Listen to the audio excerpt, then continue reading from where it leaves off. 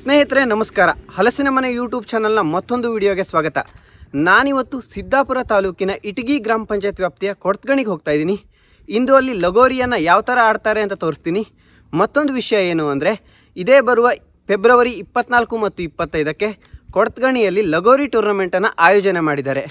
ಯಾರಾದರೂ ಬರೋರಿದ್ದರೆ ಕೆಳಗಡೆ ಡಿಸ್ಕ್ರಿಪ್ಷನಲ್ಲಿ ಕಾಂಟ್ಯಾಕ್ಟ್ ನಂಬರ್ ಕೊಟ್ಟಿರ್ತೀನಿ, ದಯವಿಟ್ಟು ಕಾಂಟ್ಯಾಕ್ಟ್ ಮಾಡಿ. ಬನ್ನಿ ಸ್ನೇಹಿತರೆ, ಇವತ್ತಿನ ಈ ವಿಡಿಯೋ ನೋಡೋದ್ರ ಜೊತೆಗೆ ಲಗೋರಿಯ ಬಗ್ಗೆ ಮಾಹಿತಿಯನ್ನು ತಿಳಿದುಕೊಳ್ಳೋಣ. ಬನ್ನಿ ಸ್ನೇಹಿತರೆ, ವಿಡಿಯೋ ಸ್ಟಾರ್ಟ್ ಮಾಡೋಣ. ಭಾರತ ಶ್ರೀಮಂತ ಸಂಸ್ಕೃತಿಯನ್ನ ಹೊಂದಿದ ರಾಷ್ಟ್ರ. ಭಾರತೀಯರ ಒಂದೊಂದು ಆಚರಣೆಯ ಹಿಂದೆ ತನ್ನದೇ ಆದ ಒಂದು ಇತಿಹಾಸವಿದೆ. ನದಿ ಕಣಿವೆಗಳಲ್ಲಿ ಮಾನವ ಸಂಸ್ಕೃತಿ ಅರಳಿದಾಗ ಕ್ರೀಡೆಗೆ ಪ್ರಾಧಾನ್ಯತೆ ದೊರೆಯಿತು. ಇಂದು ಕ್ರೀಡೆಗಳು ಮಾನವನ ಅವಿಭಾಜ್ಯ ಅಂಗವಾಗಿ ಹೋಗಿದೆ. ಕ್ರೀಡೆ ಮನುಷ್ಯನ ಬೌದ್ಧಿಕ ಬೆಳವಣಿಗೆಗೆ ಔಷಧಿಯೂ ಕೂಡ ಹೌದು. ಮಕ್ಕಳ ಜಾಣ್ಮೆ, ಚಾತುರ್ಯ, ಧೈರ್ಯಶಕ್ತಿ ಹಾಗೂ ಕುತೂಹಲ ದೃಷ್ಟಿಗೆ ಅನುಗುಣವಾಗಿ ವಿವಿಧ ಆಟಗಳು ಬೆಳಕಿಗೆ ಬಂದಿದೆ. ನಾನೀಗ ಕೊಡ್ತಗಣಿ ಮೈದಾನಕ್ಕೆ ಬಂದೆ. ನೋಡಿ ಎಷ್ಟು ದೊಡ್ಡದಾದ ಮೈದಾನ ಅಂತ. ಲಗೋರಿ ಎಂಬುದು ಭಾರತದ ಜಾನಪದ ಕ್ರೀಡೆಯಾಗಿದೆ. ಲಗೋರಿ ಒಂದು ಹೊರಾಂಗಣ ಆಟ. ಇದು 4 ಮತ್ತು ಹೆಚ್ಚು ಜನ ಆಡುವ ಆಟವಾಗಿದೆ. ಲಗೋರಿಗೆ ಬೇರೆ ಬೇರೆ ರಾಜ್ಯದಲ್ಲಿ ವಿವಿಧ ಹೆಸರುಗಳಿಂದ ಕರೆಯುತ್ತಾರೆ. ಲಿಂಗೋರ್ಚಾ ಎಂದು ಮಹಾರಾಷ್ಟ್ರದಲ್ಲಿ, ಸೈಟೋಲಿಯಾ ಎಂದು ರಾಜಸ್ಥಾನ ಮತ್ತು ಬಿಹಾರದಲ್ಲಿ, ಸಾತೋಡಿಯು ಎಂದು ಗುಜರಾತ್ನಲ್ಲಿ, ಪಿತ್ತು ಎಂದು ಪಶ್ಚಿಮ ಬಂಗಾಳ ಮತ್ತು ಬಿಹಾರದಲ್ಲಿ, ಎಜ್ಜುಕಲ್ಲು ಎಂದು ತಮಿಳುನಾಡಿನಲ್ಲಿ, ಗರ್ಮಾನ್ ಎಂದು ಕಾಶ್ಮೀರದಲ್ಲಿ, ಡಬ್ಬಾಕಲಿ ಎಂದು ಕೇರಳದಲ್ಲಿ, ಬಂಪಿತ್ತೋ ಎಂದು ಬಿಹಾರದಲ್ಲಿ, ಡಿಕೋರಿ ಅಥವಾ ಪಿತ್ತು ಎಂದು ಆಂಧ್ರ ಪ್ರದೇಶದಲ್ಲಿ ಲಗೋರಿ ಆಟಕ್ಕೆ ಕರೆಯುತ್ತಾರೆ.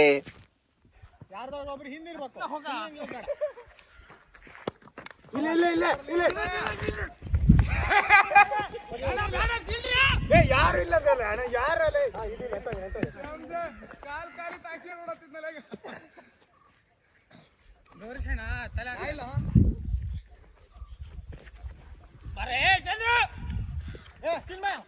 ಹೋಗಲೆ ಅವನಿಂದ ಹೋಗ್ತಿದ್ಯಲ್ಲ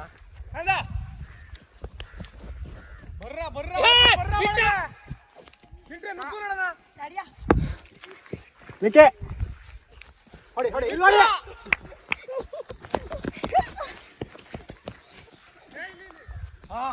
ಚಿನ್ನ ಬಿಟ್ಟ ಬಿಡು. ಓಡಿ ಓಡಿ ಓಡಿ. Nice passing, nice passing.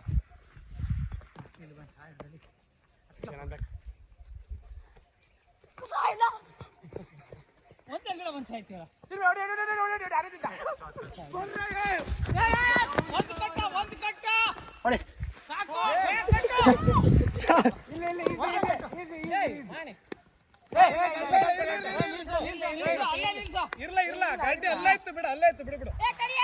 ಅಲ್ಲೇ ಇತ್ತು ಬಿಡ ಗಲ್ಟೆ.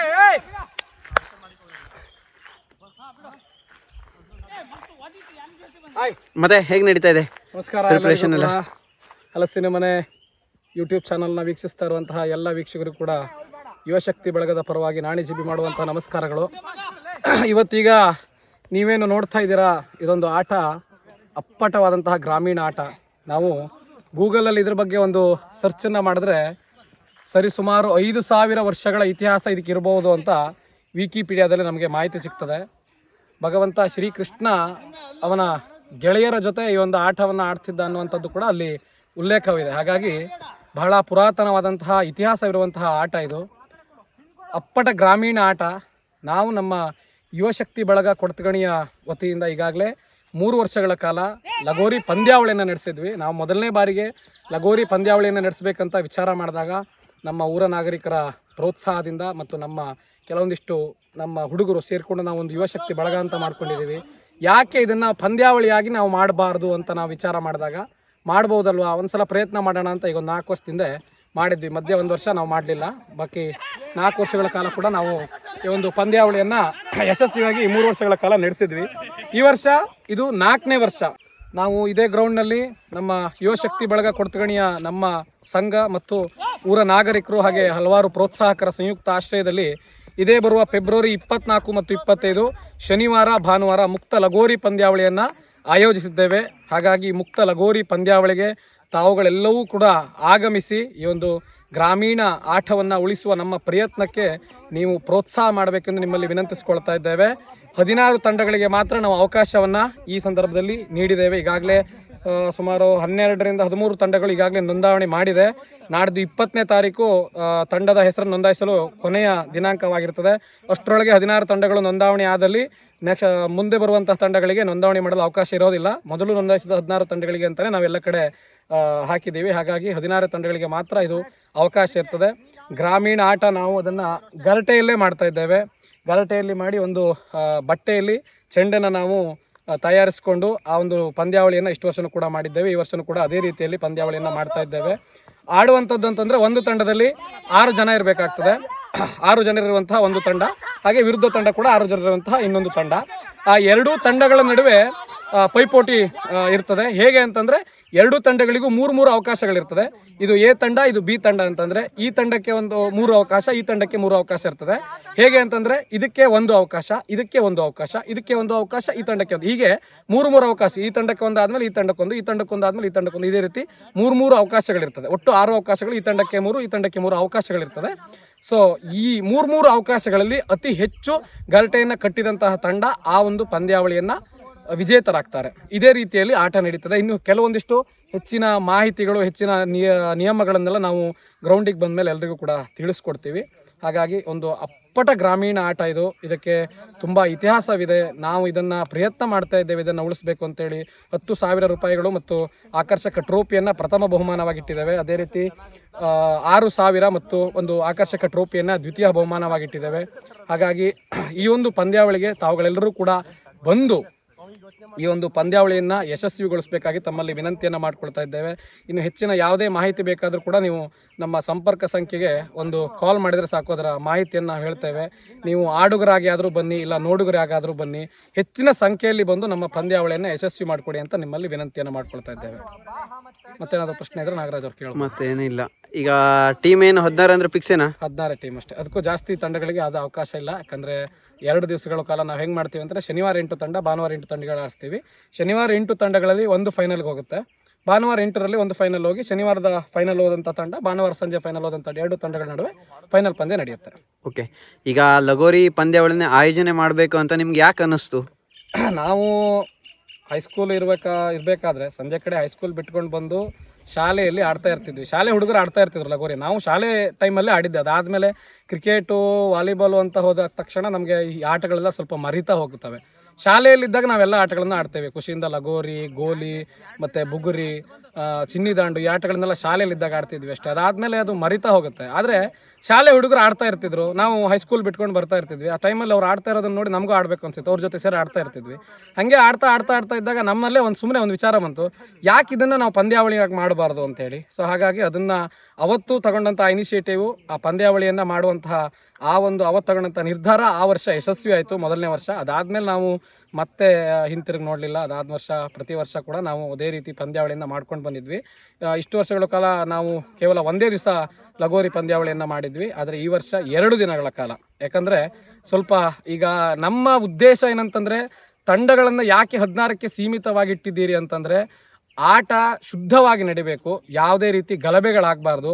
ನಮಗೂ ಕೂಡ ಆಟವನ್ನು ನಡೆಸೋಕ್ಕೆ ಒಂದು ರೀತಿ ನಾವು ಫ್ರೀ ಆಗಿರಬೇಕು, ಯಾವುದೇ ಗೊಂದಲಗಳಿರಬಾರ್ದು. ಹಾಗಾಗಿ ನಾವು ಮೊದಲೇ 16 ತಂಡ ಅಂತ ನಿರ್ಧಾರ ಮಾಡಿದ್ದೀವಿ.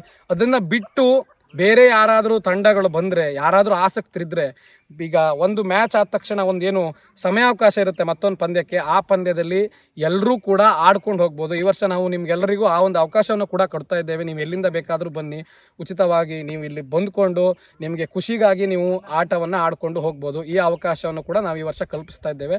ಒಂದು ಪಂದ್ಯ ಆದಮೇಲೆ ಸಿಗುವಂತಹ ಕಾಲಾವಕಾಶದಲ್ಲಿ ಯಾರು ಬೇಕಾದರೂ ಬಂದು ಖುಷಿಗೆ, ಮನರಂಜನೆಗಷ್ಟೇ, ಅಲ್ಲಿ ಪ್ರೈಸ್ ಯಾವುದೂ ಇರಲ್ಲ. ಆ ರೀತಿ ಆಡೋರಿಗೆ ಯಾರಿಗೂ ಪ್ರೈಸ್ ಇರಲ್ಲ. ತಂಡ ಹೆಸರು ನೋಂದಾವಣೆ ಮಾಡಿ ಆಡೋರಿಗೆ ಮಾತ್ರ ಬಹುಮಾನ ಇರ್ತದೆ. ಖುಷಿಗಾಗಿ ಯಾರು ಬೇಕಾದರೂ ಬಂದು ಈ ವರ್ಷ 2 ದಿನಗಳಲ್ಲಿ ಆಡ್ಬೋದು. ಅವರಿಗೆ ನಾವು ಖುಷಿಯಿಂದ ಆಡಿಸ್ತೇವೆ, ಯಾವುದೇ ಬೇಸರ ಮಾಡ್ಕೊಳ್ಳದೆ ಖುಷಿಯಿಂದ. ಸಂಜೆ ಏನೊಂದು 6:30 ಕಪ್ಪಾಗುತ್ತೆ, 6:30ವರೆಗೂ ಎಷ್ಟೆಷ್ಟೊತ್ತಿಗೆ ಟೈಮ್ ಸಿಗುತ್ತೋ ಅಷ್ಟೊತ್ತಿಗೆ ಬಂದವರೆಲ್ಲರಿಗೂ ಕೂಡ ಆಟ ಆಡಿಸುವಂಥ ಕೆಲಸವನ್ನು ನಾವು ಮಾಡ್ತೇವೆ. ಹಾಗಾಗಿ ಎಲ್ಲರೂ ಕೂಡ ಅತಿ ಹೆಚ್ಚಿನ ಸಂಖ್ಯೆಯಲ್ಲೇ ಬಂದು ಹೇಗೆ ನಡೆಯುತ್ತೆ ಅಂತ ಆದರೂ ನೋಡೋಕ್ಕಾದ್ರೂ ಒಂದ್ಸಲ ಬನ್ನಿ. ಈ ವರ್ಷ ನೀವು ಬಂದು ಮಾಡಿದಂಥ ಪ್ರೋತ್ಸಾಹ ಮುಂದಿನ ವರ್ಷ ನಾವು ಇನ್ನೂ ದೊಡ್ಡದಾಗಿ ಮಾಡೋಕ್ಕೆ ನಮಗೆ ಇದು ಸಹಾಯ ಆಗುತ್ತೆ ಅಂತ ಹೇಳ್ತಾ ಎಲ್ಲರ ಹತ್ರ ಒಂದ್ಸಲ ಬಂದು ಹೋಗಿ, ಬಂದು ಹೇಗೆ ಮಾಡ್ತಾರೆ ಅಂತ ನೋಡ್ಕೊಂಡು ಹೋಗಿ. ಎಲ್ಲರಿಗೂ ಕೂಡ 2 ದಿನಗಳು ಮಧ್ಯಾಹ್ನ ಉಪಹಾರದ ವ್ಯವಸ್ಥೆ ಇದ್ದೇ ಇರ್ತದೆ. ಫಲಾವನ್ನು ನಾವು 2 ದಿವಸನೂ ಮಧ್ಯಾಹ್ನ ಎಲ್ಲರಿಗೂ ಮಾಡಿಸ್ತಾ ಇದ್ದೀವಿ. ಹಾಗಾಗಿ ಯಾರು ಬಂದರೂ ಕೂಡ ನೋಡೋರು ಯಾರು ಬೇಕಾದರೂ ಬರಲಿ, ಎಲ್ಲರಿಗೂ ಆ ವ್ಯವಸ್ಥೆಯನ್ನು ಮಾಡ್ತೀವಿ. ಹಾಗಾಗಿ ಆದಷ್ಟು ಅತಿ ಹೆಚ್ಚಿನ ಸಂಖ್ಯೆಯಲ್ಲಿ ಬಂದು, ಶನಿವಾರ ನಿಮ್ಗೇನಾದರೂ ಕೆಲಸಗಳು ಇದ್ದರೆ ಭಾನುವಾರ ರಜೆ ಇರುತ್ತೆ, ಭಾನುವಾರ ನಮ್ಮ ಜೊತೆ ನೀವೆಲ್ಲರೂ ಇರಿ ಅಂತೇಳಿ ನಿಮ್ಮಲ್ಲಿ ಮತ್ತೊಮ್ಮೆ ನಾನು ವಿನಂತಿ ಮಾಡ್ಕೊಳ್ತಾ ಇದ್ದೇನೆ. ಓಕೆ ಸರ್, ಒಳ್ಳೆ ಕೆಲಸ. Yes, thank you. ಅದೇ ರೀತಿ ಹಲಸಿನ ಮನೆ ಯೂಟ್ಯೂಬ್ ಚಾನಲ್ಲು ನಮ್ಮ ಭಾಗದ ಒಬ್ಬ ನನ್ನ ಹಳೆ ಗೆಳೆಯ ಕೂಡ ಈ ರೀತಿ ಒಂದು ಯೂಟ್ಯೂಬ್ ಚಾನಲ್ನ ಮಾಡಿಕೊಂಡು ವೀಡಿಯೋಸ್ಗಳನ್ನ ಮಾಡ್ತಾ ಇರೋದು ತುಂಬ ಅಂದರೆ ತುಂಬ ಖುಷಿ ವಿಷಯ. ಯಾಕಂದರೆ ನಮ್ಮ ಸಿದ್ದಾಪುರ ತಾಲೂಕಿಗೆ ಬೇಕು, ಯಾಕಂದರೆ ಎಕ್ಸ್ಪ್ಲೋರ್ ಮಾಡೋದು ಇನ್ನು ಸಿದ್ದಾಪುರ ತಾಲೂಕಲ್ಲಿ ಸಿಕ್ಕಾಪಟ್ಟೆ ಇದೆ, ಯಾರಿಗೂ ಗೊತ್ತಾಗ್ತಾ ಇಲ್ಲ ಅಷ್ಟೇ. ಅಲ್ಲಿ ಮೂಲೆಯಲ್ಲಿರೋದನ್ನು ಕೂಡ ಎಕ್ಸ್ಪ್ಲೋರ್ ಮಾಡೋಕ್ಕೆ ಸಿಕ್ಕಾಪಟ್ಟೆ ವಿಷಯ ಇದೆ ಸಿದ್ದಾಪುರ ತಾಲೂಕಿನಲ್ಲಿ.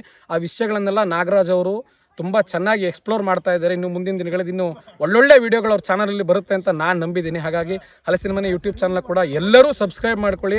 ಈ ಒಂದು ವಿಡಿಯೋ ನೋಡ್ತಾ ಇರೋರೆಲ್ಲರೂ ಕೂಡ ಚಾನಲ್ನ ಕೂಡಲೇ ಸಬ್ಸ್ಕ್ರೈಬ್ ಮಾಡ್ಕೊಳ್ಳಿ. ಇನ್ನು ನಮ್ಮ ಸಿದ್ದಾಪುರ ತಾಲೂಕಿನಲ್ಲಿ ಬರುವಂಥ ಹೆಚ್ಚೆಚ್ಚು ವಿಚಾರಗಳನ್ನು ನಾಗರಾಜ್ ಅವರು ನಿಮಗೆ ಈ ಚಾನಲ್ ಮೂಲಕ ತೋರಿಸ್ತಾರೆ ಅಂತ ನಾನು ನಂಬ್ತಾ ಇದ್ದೀನಿ. ದಯವಿಟ್ಟು ಎಲ್ಲರೂ ಕೂಡ ಈ ಒಂದು ಚಾನಲ್ ಸಬ್ಸ್ಕ್ರೈಬ್ ಮಾಡ್ಕೊಳ್ಳಿ. ಹಾಗೆ ನಮ್ಮ ಯುವಶಕ್ತಿ ಬಳಗದ ಕೊಡ್ತಗಣಿ ಲಗೋರಿ 2024ಕ್ಕೆ ಎಲ್ಲರೂ ಬನ್ನಿ ಅಂತ ಕೇಳ್ಕೊಳ್ತಾ ನನ್ನ ಮಾತನ್ನು ಮುಗಿಸ್ತೇನೆ. ಧನ್ಯವಾದಗಳು. ತುಂಬ ಚೆನ್ನಾಗಿ ಮಾತಾಡಿದ್ರಿ. Thank you so much. ಈಗ ನೋಡ್ತಾ ಇದ್ದೀರಾ ನೀವು, ಇಲ್ಲಿ ಗಾರ್ಟೆಯನ್ನ ಇಟ್ಟಿದ್ದೀವಿ, ಒಂದ್ರ ಮೇಲೆ ಒಂದು 7 ಗಾರ್ಟೆಗಳಿದೆ. ಆ ಕಡೆಯಿಂದ ಬಾಲ್ ನೆಸ್ತಾ ಇದ್ದಾರೆ. 2 ತಂಡಗಳಾಗಿ ಮಾಡ್ಕೊಂಡಿದ್ದಾರೆ ನಮ್ಮ ಹುಡುಗರು ಎಲ್ಲರೂ ಕೂಡ. ಇವರೆಲ್ಲರೂ ಯುವಶಕ್ತಿ ಬಳಗದ ಸದಸ್ಯರೇ. 2 ತಂಡಗಳಾಗಿ ಮಾಡ್ಕೊಂಡಿದ್ದಾರೆ. ಈಗ ಒಂದು ತಂಡದ ಆಟಗಾರ ಚೆಂಡನ್ನ ಎಸಿತಾ ಇದ್ದಾರೆ ಗಾರ್ಟೆಗೆ. ನೋಡಿ, 3 ಚಾನ್ಸ್ ಅವಕಾಶ ಇರೋದು. 3 ಚಾನ್ಸ್ ಅಲ್ಲಿ ಇವರು ಗಾರ್ಟೆಯನ್ನ ಕೆಡಬೇಕು.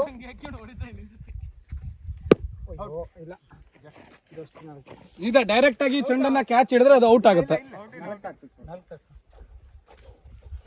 ಗಾರ್ಟೆ ಬಿದ್ದಿದೆ. ಈಗ ಅವ್ರು ಗಾರ್ಟೆಯನ್ನ ಕೆಡಗಿದ್ದಾರೆ. ಡಿಫೆಂಡ್ ಟೀಮು ಗಾರ್ಟೆಯನ್ನ ಕಟ್ಟೋಕೆ ಅವಕಾಶ ಕೊಡಬಾರ್ದು. ಕೆಡಗದಂತಹ ಟೀಮು ಗಾರ್ಟೆಯನ್ನ ಕಟ್ಟಬೇಕು.